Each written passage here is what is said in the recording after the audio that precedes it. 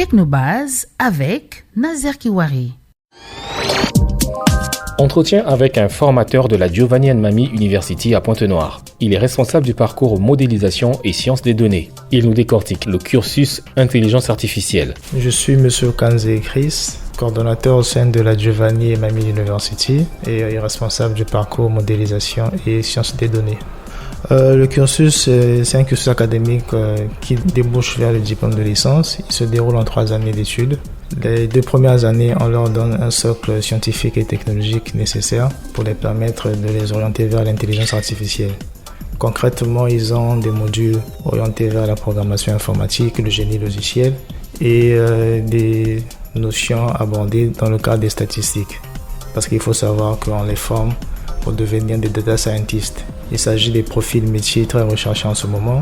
Ça les permet de manipuler des ensembles de données assez larges qui sont stockés et gérés par les entreprises et ensuite de développer des solutions basées sur l'intelligence artificielle. Vous venez de parler de langage de programmation. Quels sont les langages de programmation au programme ? Nous avons principalement 3 langages. Au centre de ces langages, notamment le langage Python. C'est un langage aujourd'hui très populaire parmi les top langages dans le monde qui leur permet de manipuler ces données-là et de développer les algorithmes dits d'intelligence artificielle. Il y a d'autres langages pour la partie développement comme le Java, le C, le PHP pour ceux qui souhaitent s'orienter plus tard vers le génie logiciel pour développer des applicatifs en intégrant les aspects liés à l'IA. Technobase avec Nazer Kiwari. Le langage de programmation Python. Donnez-nous un peu un de ces domaines d'application. Alors le champ d'application est très vaste. On peut faire du web, du mobile comme on veut.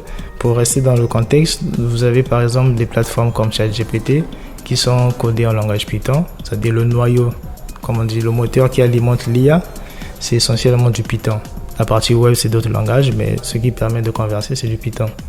Vous en avez des cas d'application dans la recherche scientifique également où on fait des analyses statistiques, des analyses de données avec le langage Python. C'est un langage très vaste et très riche en termes d'application. Et vous venez de parler aussi de data scientist. Parlez-nous un peu de ce terme. Ok, data scientist, c'est un anglicisme, ça veut dire scientifique de données. Il s'agit d'une sorte de scientifique. Son travail à lui, c'est de rechercher dans un ensemble de données des éléments, des connaissances pour en faire une valeur ajoutée pour l'entreprise. Ça peut s'agir des données marketing, des données de vente. Donc, il a une démarche scientifique qui vise à explorer ces données-là, qui, en termes d'ordre de grandeur, c'est des données qui font ce qu'on appelle aujourd'hui du big data, qui font des pétaoctets. C'est-à-dire qu'on a plus de 1000 gigas de données. Ça, c'est à peu près comme si vous avez la base de données de Facebook et on vous demandait de trouver des informations là-dedans et de produire de la valeur. C'est un scientifique de données qui travaille dans ces contextes. Donc il faut comprendre que c'est au-delà du terrain. C'est au-delà du terrain. C'est bien plus que ça. Et de quel outil le data scientist a besoin pour exploiter ces données ?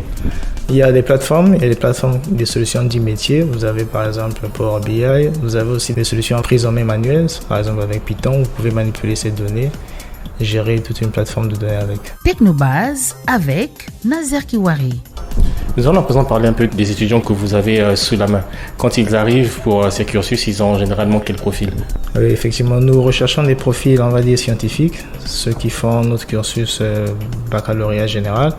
Et nous recevons également des élèves qui viennent du lycée technique, notamment les séries E et orientés technologie. Pour la promotion que nous avons accueillie, nous avons ouvert au profil assez large. Tous les baccalauréats ont été pris avec une phase d'intégration où on leur propose des cours d'initiation à l'informatique de sorte à les permettre de très vite se familiariser avec l'environnement numérique. Sachant que dans le système éducatif actuel, ils n'ont pas des modules de cours technologiques comme l'informatique et autres. On leur facilite cette transition vers l'université à travers ces modules transversaux. Est-ce que vous sentez l'engouement des apprenants ? Parce que ce sont des modules assez spécifiques. Oui. Est-ce que vous sentez vraiment l'engouement de vos apprenants ? Oui, globalement, les étudiants sont enthousiastes. Au début, ils ont du mal, mais après, quand ils finissent par comprendre l'enjeu, ils manifestent un intérêt réel. Et on le ressent notamment à travers les sessions en classe avec les enseignants où il y a de plus en plus d'interactivité entre enseignants et étudiants. Globalement, c'est positif. Un mot à l'endroit de vos apprenants? Déjà de les féliciter pour leur bravoure d'avoir choisi ces parcours-là. C'est des nouveaux parcours, il faut avoir de l'audace. Les féliciter, ensuite les encourager à percer dans cette direction-là parce que c'est miser sur l'avenir.